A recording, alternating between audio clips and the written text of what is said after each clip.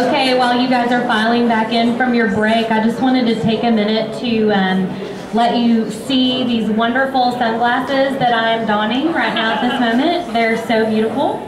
You have the opportunity to purchase some sunglasses just like this at our booth outside there that also has t-shirts and coffee cups and little green alien men and all those things. If you guys get a chance, please go by and visit our vendors and visit with them for a little bit. We've got some sponsors that are here as well that have helped this event happen. I just wanted to take the opportunity as well to thank you guys for being such a clean group. We haven't had to clean up very much after y'all, so thank you for using the trash cans. We appreciate it. And I know MD Resort does as well.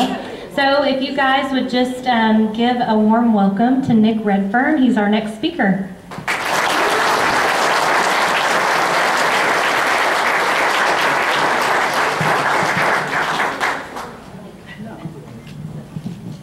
Well, thanks everybody. Well, how's that? Is that okay? All right. Well, I'm going to keep it sort of casual, and if anybody's got any questions, just shout. Just put your hand up and ask a question, because we're talking about a few different things throughout the course of the lecture, and sometimes I know that when people are listening to an entire lecture for sort of 45 minutes, they might forget what the question was they were going to ask. So if you've got any questions, just feel free to put your hand up, and we can get a little bit of a back and forth conversation going, which I think is a good way of doing it. We're all sort of here to learn and share information. So like I said, just got a question, just let me know. But what I'm going to speak to you today about is UFOs in Texas. And one of the areas I tend to focus on for the most part is sort of government files, Air Force, military files on UFOs. And I'll give you a little bit of background as to how and why I got interested in the UFO subject and why I focus on that area. Although I live in Arlington, you can probably tell I don't have a Texas accent. I tried to put it on, but it doesn't really work. I kind of sound a bit stupid. But my dad was in the British Royal Air Force, which is the British equivalent of the US Air Force. And he worked on radar. He was a radar mechanic.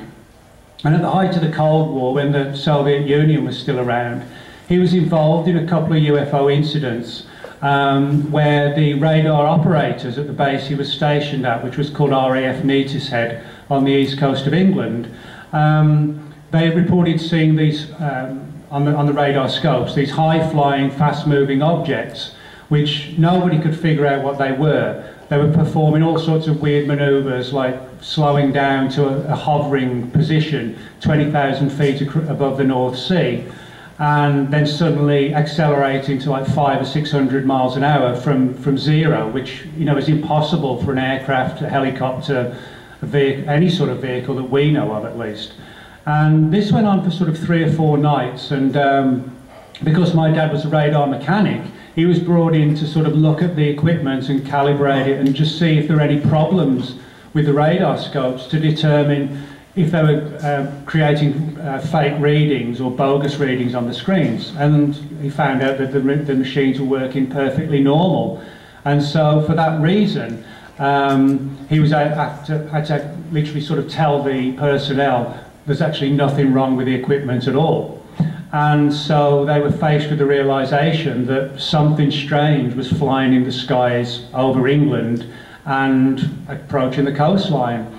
As I said, first thought was it's got to be the Russians, but it clearly wasn't. And when this went on for sort of 3 or 4 nights, eventually everybody was told, you won't talk about this. The British military has what's called the Official Secrets Act. And it's designed so when you join the military, if you're exposed to specific top secret information or secret information, you sign this piece of paper, the Official Secrets Act, which is designed to prevent people from blowing the whistle, so to speak. And my dad did stay silent on it for like 30 years, and he told me when I was about 12 or 13. And this is what really got me interested in the subject, not because it was my own dad who had this encounter, but also because he was trained in the military on radar. And that sort of opened my eyes to the idea that, wow, military and government agencies are interested in this subject and they're not telling us. And I always think if there's something that governments know and they're not telling us, we probably should really know what it's all about. And So I began to sort of read up on the subject, and then began lecturing on it, writing books, etc. And sort of developed an interest in following up on this government angle of the UFO subject. Now, from there, one of the things I investigated quite extensively in Texas are reports where we have interest in UFO cases on the part of the military, on the part of the CIA and the FBI in the 1950s. And we know this because they've now started to declassify a lot of files from the 40s and 50s which were previously classified. And they talk about extensive studies of UFO activity around Lubbock and Levelland, which I'll talk about in a bit, and also a number of cases from the 1980s which really kind of stand out as very important cases. And so the fact that we've got these historical records demonstrates that the how and why these Texas reports were taken very, very seriously by the military. Now, before I get to sort of the angle of the government files and so on, just to sort of demonstrate to you that UFOs come in all shapes and sizes, you know, the term UFO essentially means unidentified flying object, and I think a small percentage of those UFOs are, whether it's extraterrestrial, whether it's interdimensional, multidimensional, we don't really know, but I think I firmly believe, based on the evidence, that a small percentage of UFO sightings are evidence of someone visiting us from somewhere else. You know, it's not American craft, it's not British, it's not the Russians, the Chinese.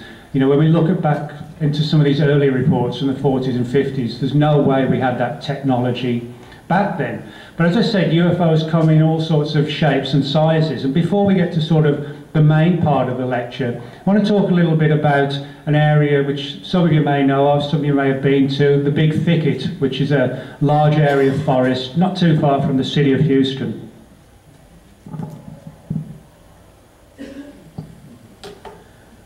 Now, if you look at that sign, I don't know if you can see it at the back, but I'll read it to you if it's a little bit blurry. It says, Ghost Road, Scenic Drive, Hardin County Park, 8 Mile Drive. Now, that is a road called Bragg Road that runs all the way through the Big Thicket. It's about 6 miles long. And it's called Ghost Road locally, or actually the locals call it Ghost Light Road, because for more than a century, people have reported seeing these strange balls of light flitting through the woods of the Big Thicket. And nobody really knows what these are. Some people have suggested today that they could be, or some of them could be, sort of car headlights or something like that. The problem with that theory, of course, is that the reports of the ghost lights in the Big Thicket actually date back to the 1800s, the early 1800s. You know, nobody was driving a truck or a car, you know, back then around Texas or anywhere. So that doesn't really explain the phenomenon. But what people are typically describing are small balls of light, anywhere from the size of like a baseball up to a basketball. And so we're not talking about sort of metallic nuts and bolts UFOs.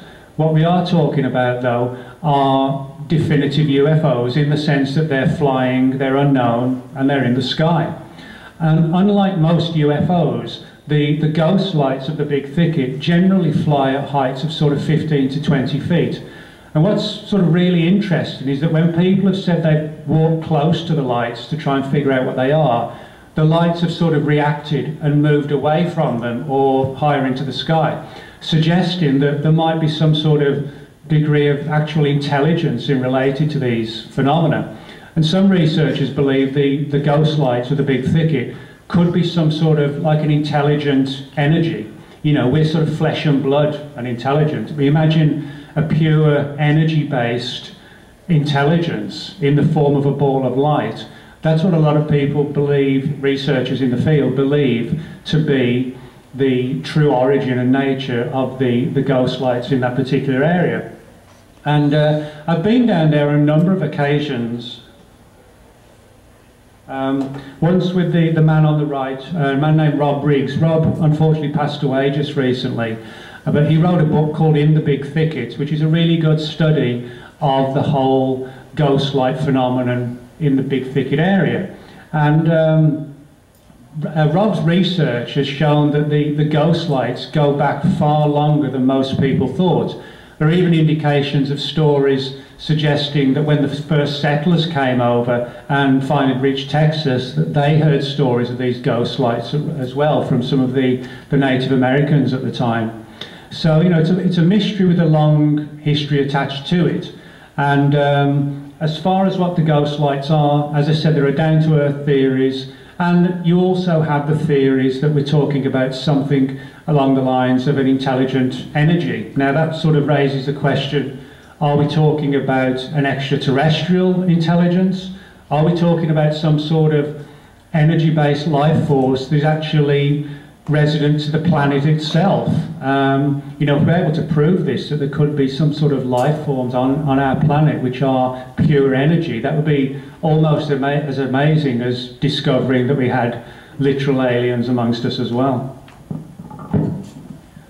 Now again, before I just get to the main part of the story, a lot of people don't realise the important extent to which Texas actually played a role in the most famous UFO case of all, namely Roswell.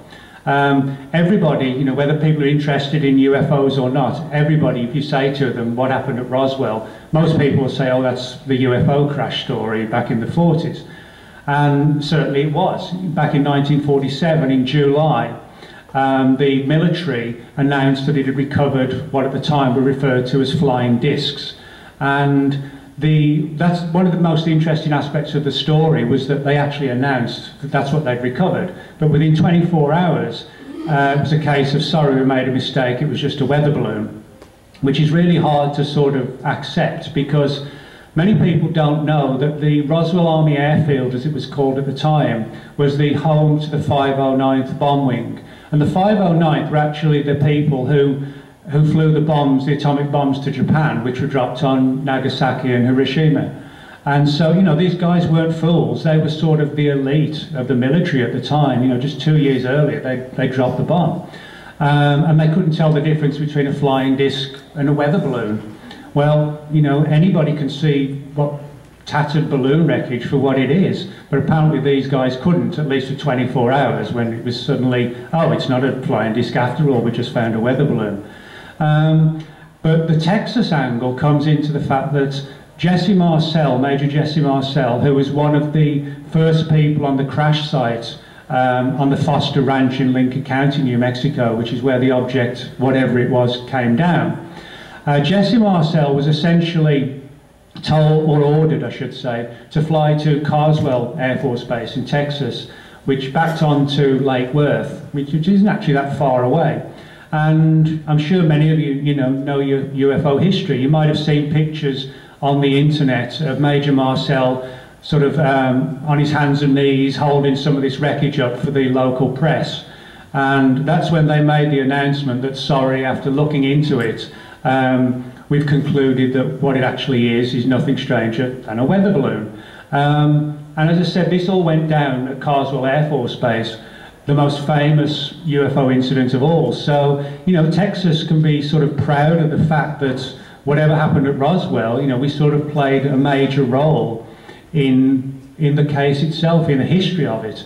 And so the big question, of course, is, what did Carswell know? Was it just a convenient place to hold the press conference from, or was some of the wreckage taken to Carswell? Well, as far as we know for sure that some of the wreckage that was on display was weather balloon wreckage. So clearly somebody had got hold of a weather balloon and brought it in so that the press guys could photograph it. But there are also rumours of large crates having been transferred from Lincoln County, New Mexico to Carswell, and then possibly onto what was called Wright Field, Ohio, which is now Wright-Patterson Air Force Base. And again, the story is that some of this material, and maybe even some of the bodies, were briefly stored at Carswell. And just to make the story a little bit weirder, Lake Worth, where the base backed onto, is also the story, or the location, I should say, of a famous mystery, namely that of the Lake Worth goat man, which many of you might have heard of. A strange story, but a creature that was described almost like a white Bigfoot type animal, that was seen near Lake Worth. So the whole area is sort of steeped in weirdness. And so in other words, but no, the people are fine, it's just the area that's a bit weird. But you find this situation where, you know, we find one of the leading Texas military bases playing a significant role in Roswell. And I think sometimes it's a little bit unfortunate that Texas hasn't been sort of noted for its role in the history of the Roswell story, which is, you know, why I always like to bring it up to people to demonstrate it wasn't all just sort of focused around New Mexico.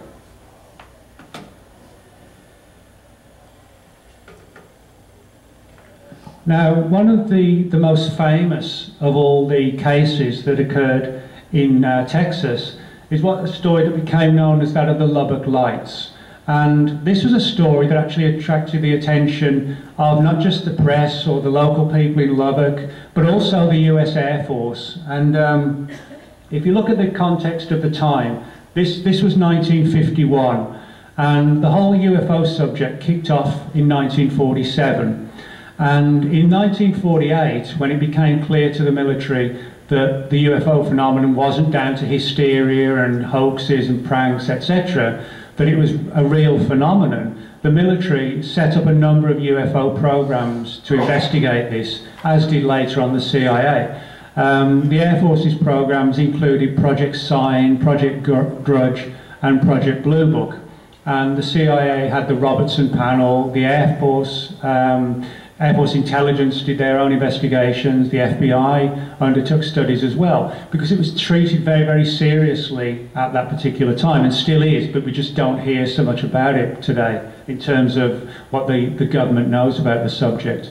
But the Lubbock Lights was an important one because the first witnesses to this huge array of lights flying over the city of Lubbock in 1951, the first three witnesses were credible scientists. One was a geologist, another was a physicist.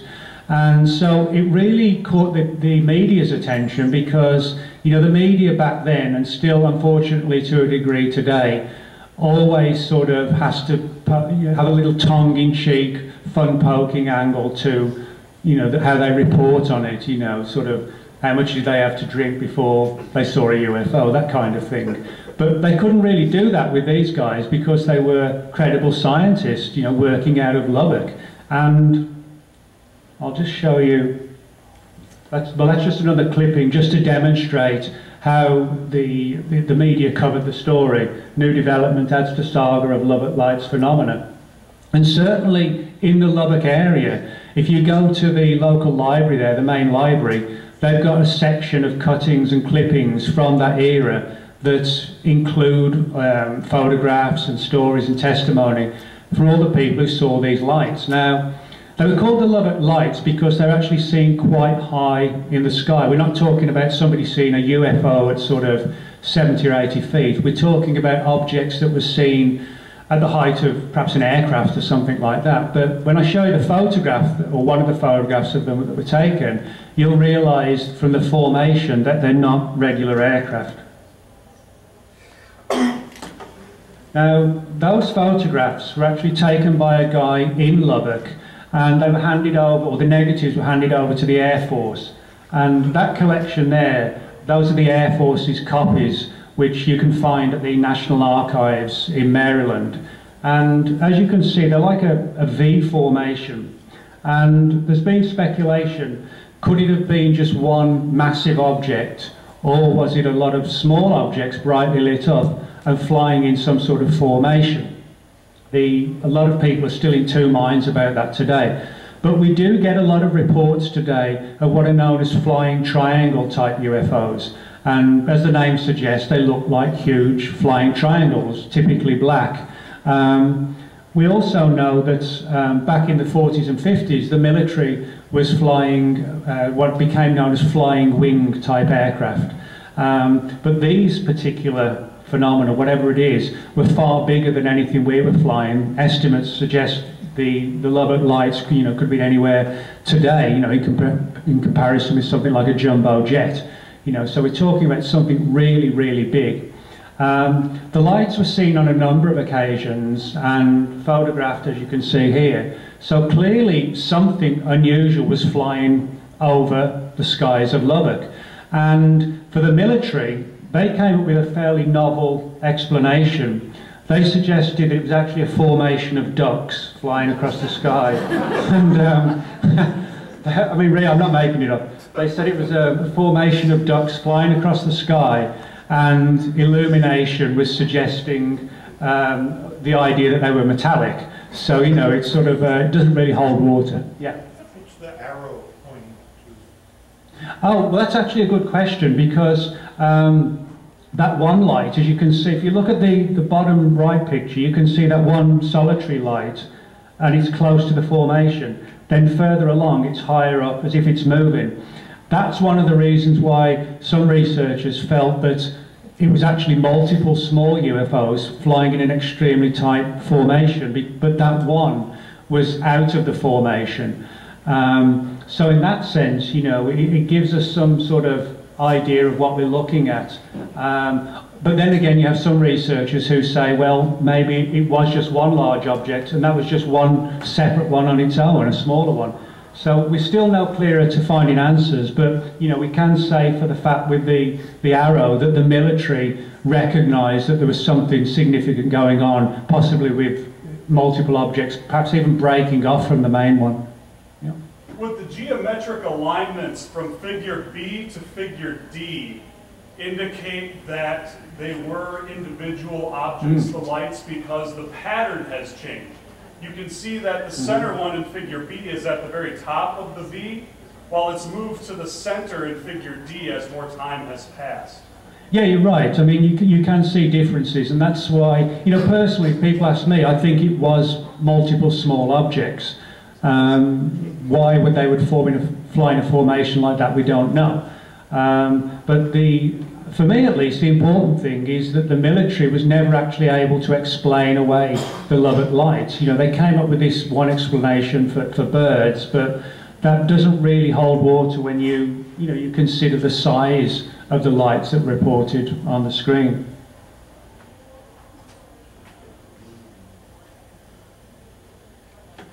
Now, we come to sort of one of the strangest stories from the early 1950s, which has a tie-in with the UFO phenomenon.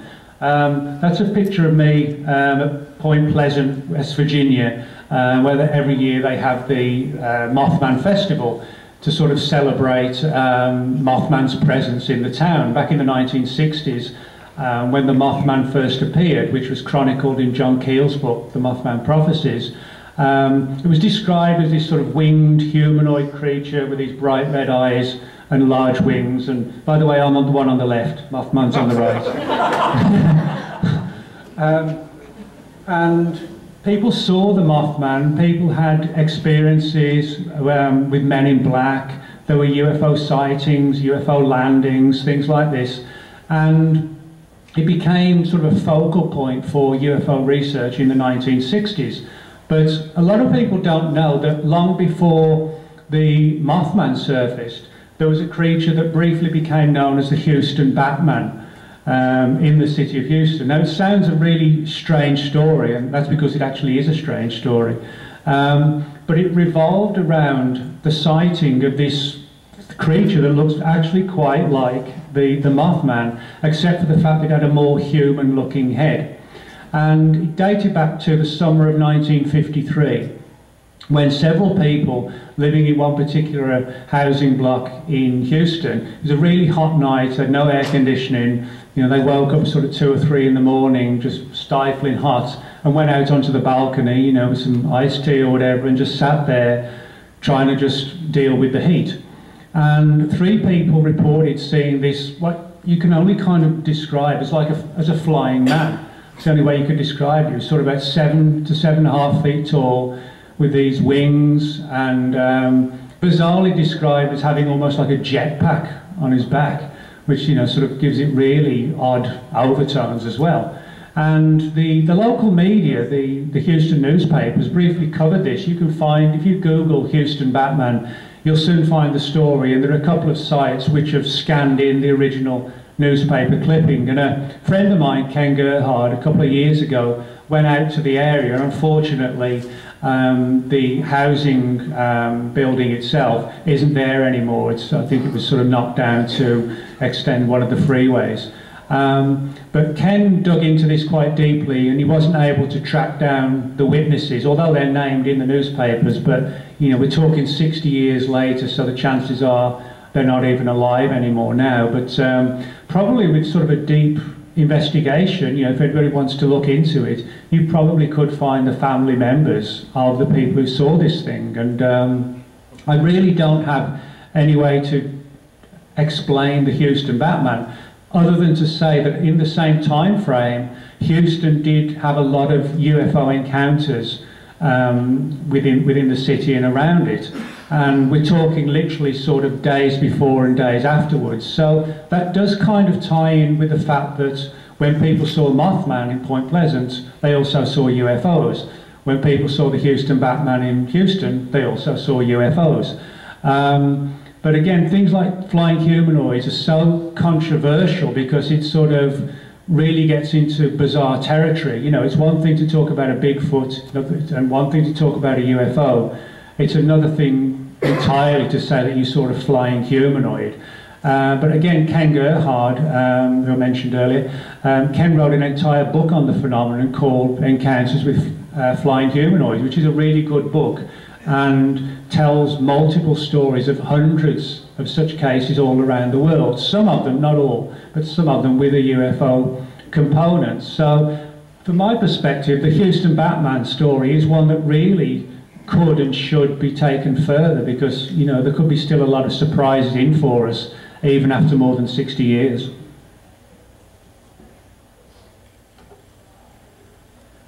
Now if we move to the town of Levelland, Texas, which is actually not far from the city of Lubbock, there was a wave of UFO activity in 1957, and I've titled this particular one "The Levelland UFO and Car Trouble," because within the UFO subject we get a lot of what have become known as vehicle interference cases.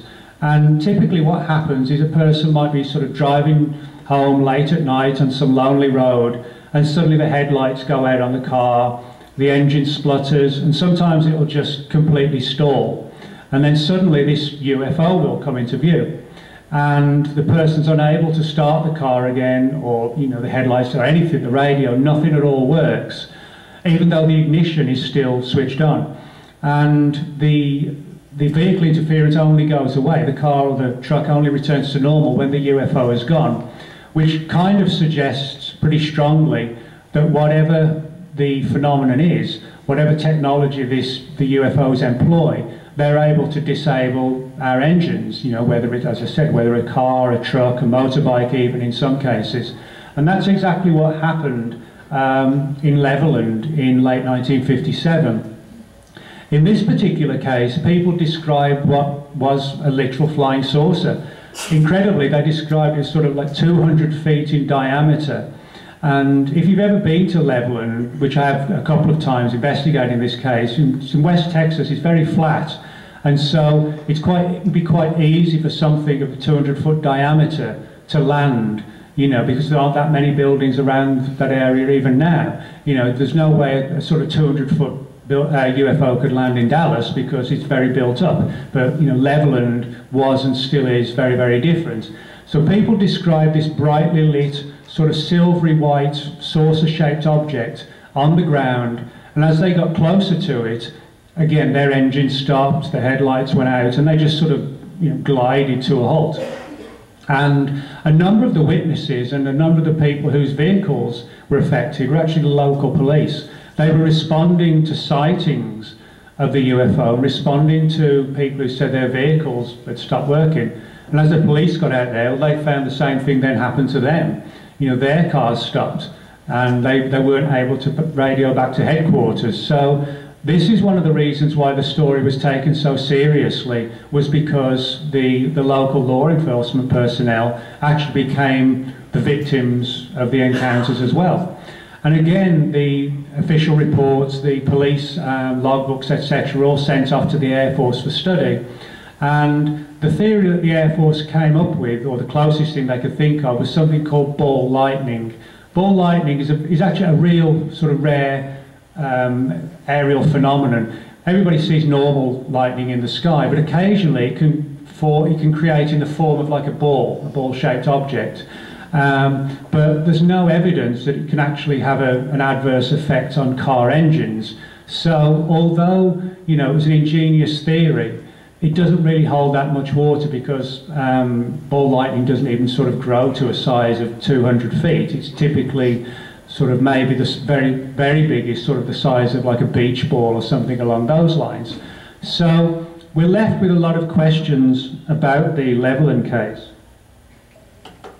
And that's another story from the same time period. As you can see, it's titled "Blinding Flying Saucer Stops Texas Motor Cars." And again, that's one of the early original newspaper clippings that covered this particular story. And yeah. Are you familiar with the Zone of Silence in Mexico, I believe?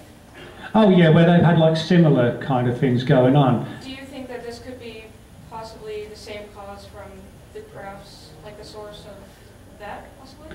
Yeah, if you didn't hear, the question was, there's a place in Mexico known as the Zone of Silence, and there's actually other places as well where people have experienced weird car stops, sometimes in relation to UFOs, but on other occasions it's just as if there's something in the area itself that is affecting the vehicles.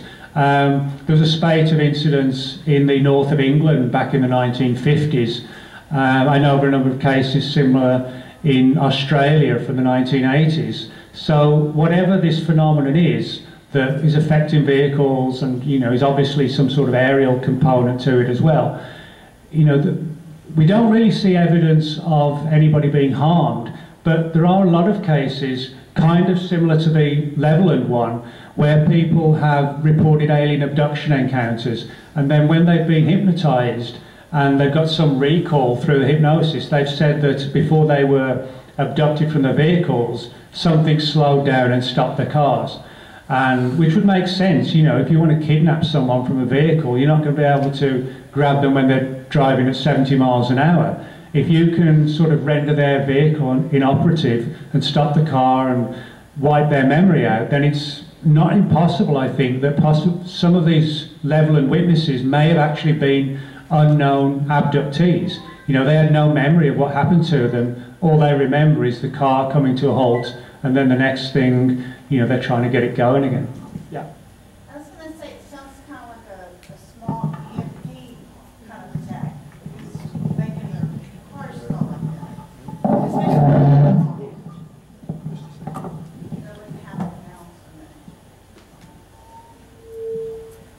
yeah, I mean, that's a good point you make.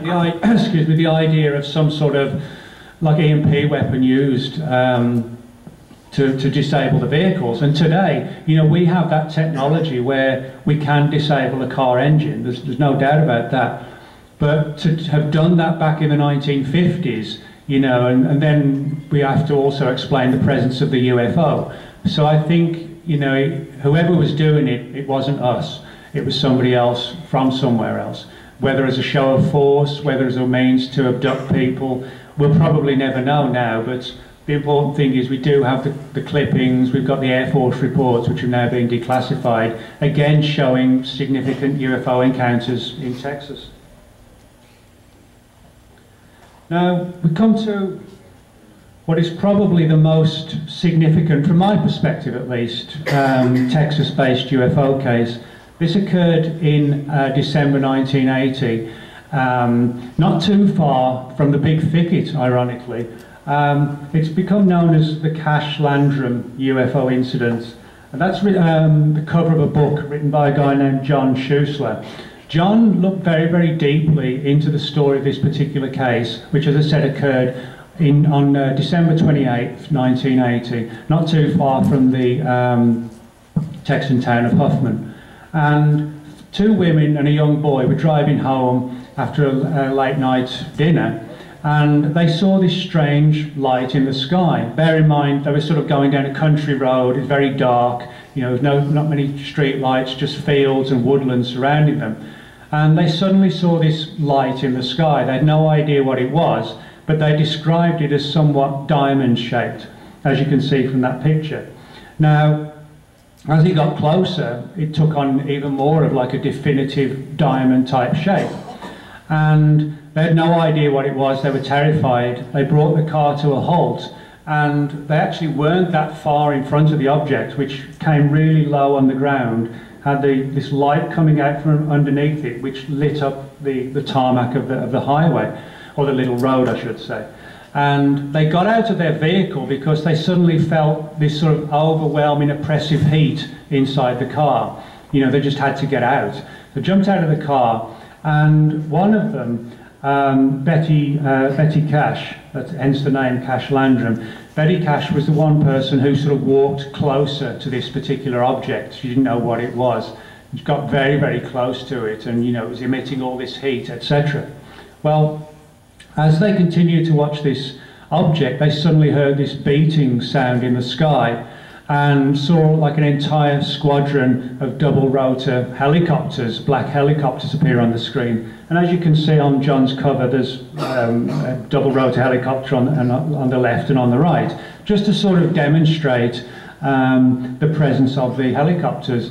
But the witnesses counted, they thought there were 23 helicopters. Now, the big question is, what did they see and what was the reason for the presence of the helicopters? Well, that's one of the most important questions. The other one relates to the witnesses themselves. For example, I mentioned how Betty Cash actually got quite close to the object. Well, within days, she actually fell seriously ill. Her hair started to fall out in clumps. She developed sores. And eventually, unfortunately, she died of breast cancer. And this has given rise to the idea that the object was either radioactive or was possibly even was giving off some sort of like a chemical, maybe, like an aerosol-based chemical that affected her health. We'll probably never know, unfortunately, but she was encouraged to take legal action against the military. But unfortunately, that didn't, from her perspective, that didn't hold up because nobody could find out where these 23 helicopters had come from. So that part of the story really stalled. But the big question is, what was the UFO? Now, in the UFO research community, there are sort of two theories as to what the object may have been. One is that it was a genuine UFO that was malfunctioning, and the presence of the helicopters was, if you like, a kind of a quick reaction military unit that was designed to recover the object. If it sort of severely malfunctioned and crashed, then the helicopter crews would move in, seal off the area, and possibly even be responsible for sort of lifting the aircraft out of the area. Now, excuse me. That's the primary two witnesses. That's Betty Cash on the right. And as I said, her hair just started to fall out in clumps. Days afterwards, she felt extremely ill. That is the particular type of helicopter, a Chinook, which the witnesses described as being present, except they were just totally black. And military agencies, do have sort of quick reaction teams to respond to emergency events.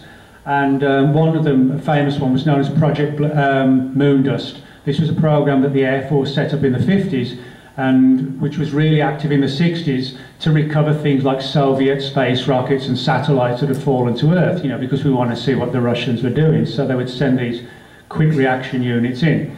The other theory that's been suggested is that the object may not have been a UFO, but was possibly some sort of nuclear-powered aircraft of the military. And the idea was that the military may have been test flying some sort of prototype nuclear-powered craft. It started to malfunction, and the team was there, again, not to sort of retrieve it in the same way you would a UFO, but to sort of retrieve a malfunctioning object of the military itself. And even to this day, the UFO community is very much sort of split on the nature of whatever happened to them, but something clearly did. And other witnesses have come forward to say they saw the helicopters as well. Other people saw the craft. So it was clearly a genuine incident. And for me, at least, without doubt, the most significant of all the various Texas cases that have gone on over the years. And through the Freedom of Information Act, the military has released hundreds of pages on this particular case because they were very concerned. You know, they were worried by the fact that, you know, somebody was making a claim that they'd been essentially sort of irradiated by the presence of this UFO, which may well have been sort of nuclear powered. And particularly when it went to a court case, you know, there was major concern. And it was never really resolved. But one of the interesting things is that just barely 24 hours before this incident occurred, there was what is probably Britain's most famous UFO case occurred in a place called Rendlesham Forest on the east coast of England. And there actually are some weird parallels between the Rendlesham Forest case and this one. For example, the nearest Air Force base to Rendlesham Forest is called Bentwaters, or was, it's closed down now. And Bentwaters was where the guys were based, the military guys were based, who had this UFO experience in Rendlesham Forest.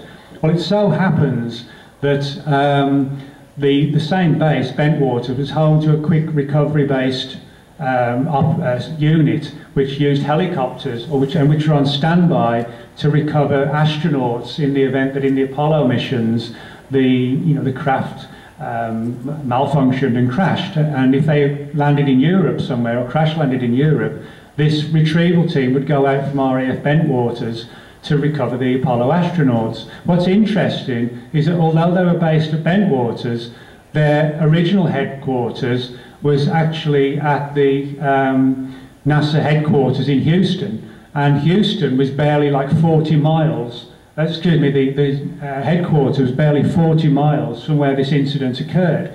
So one of the theories is that the object that came down in Rendlesham Forest may have been sort of clandestinely shipped across to the United States or even flown, because it was described as being a small object. And that what we might have seen is the object then being transferred when it reached the US mainland, possibly to somewhere in Texas for study. The time frame, even the sort of the diamond pyramid type shape that's been described to the Rendlesham Forest object, parallels quite closely the Cash Landrum UFO.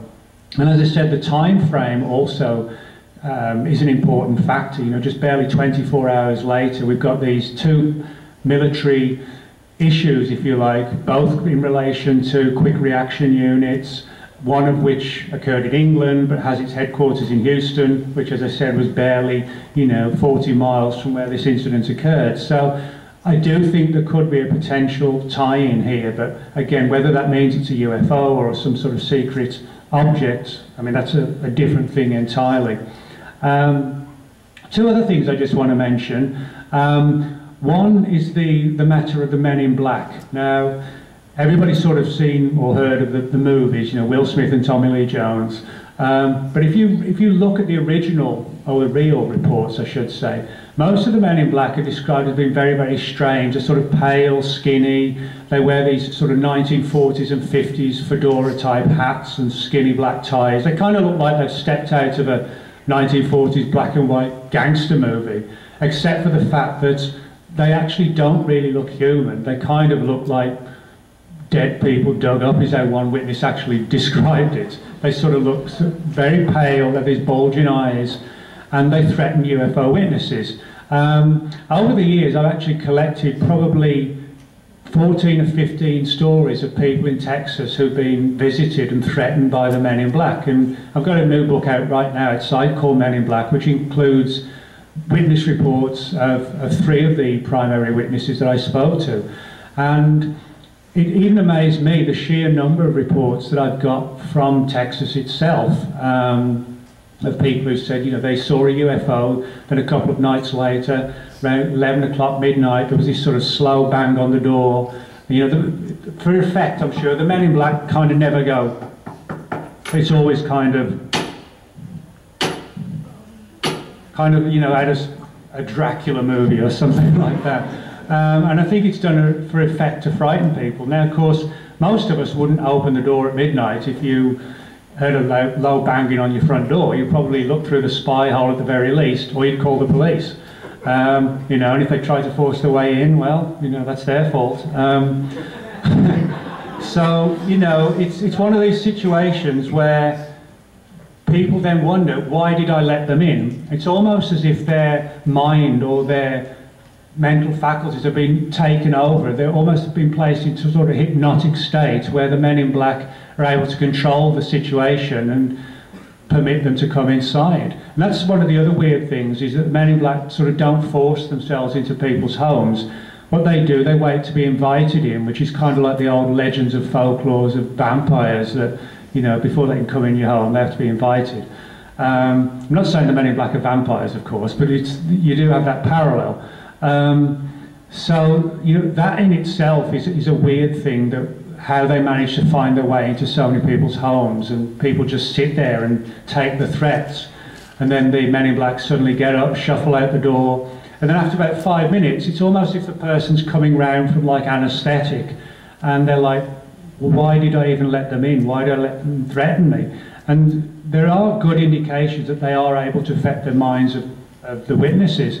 So we're dealing, as far as I'm concerned, with not government agents or, you know, Will Smith, Tommy Lee Jones, secret agents or anything, nothing like that. We're dealing with something that is connected to the UFO phenomenon itself, and which camouflages itself by these, you know, these pulled down fedoras, wraparound sunglasses, only coming out at night where they're not going to be seen and identified too much.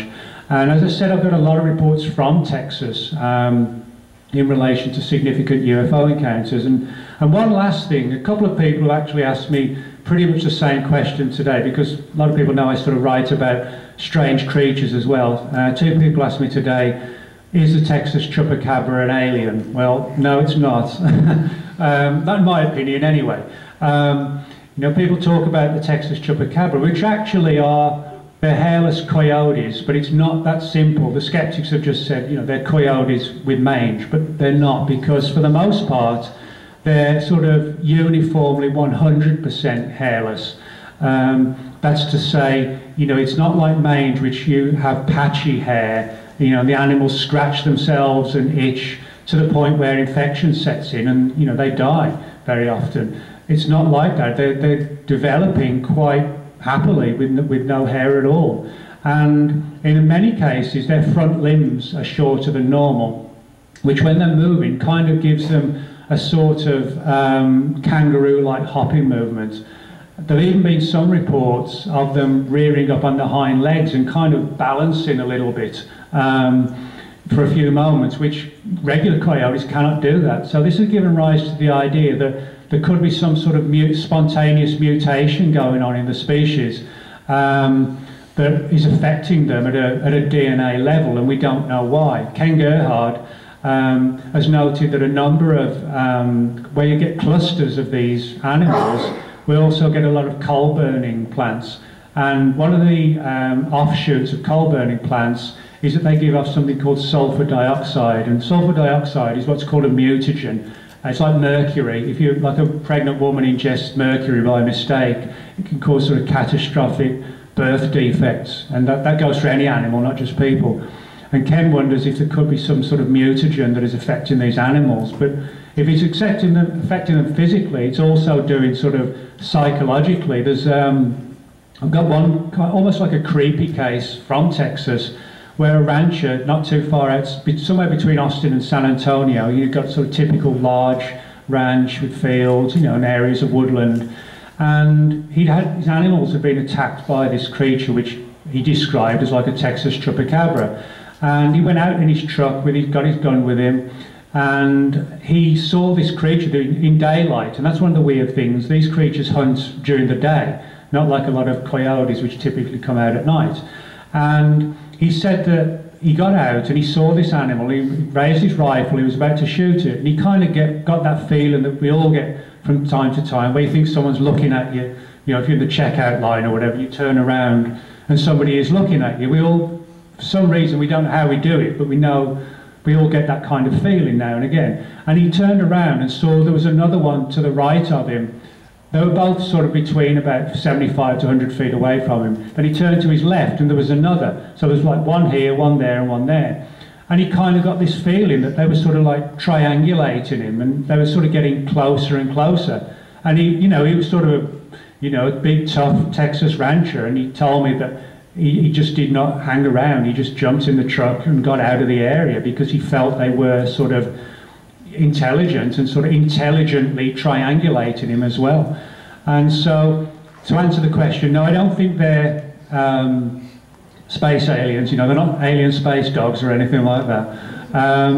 But they're not just coyotes with mange. There's something sort of seriously weird going on with them as well. So that sort of wraps up my sort of quick study of UFOs in Texas, and I'll be outside at my table. If anybody's got any questions, I'll be happy to answer them. Thanks a lot.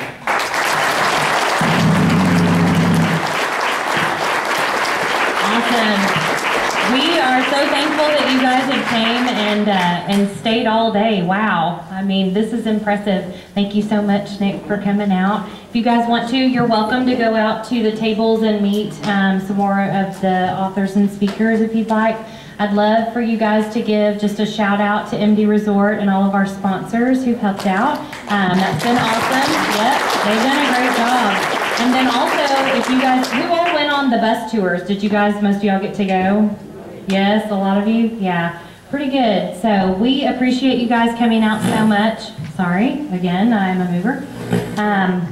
We appreciate it so much. Next year, we already have plans in the works for next year's event. So it's going to be the 120th annual. So we're going to have, this was kind of a trial run to see how well it would be perceived from our community and from people that were interested. So we appreciate you guys so much for coming out and making this a successful event.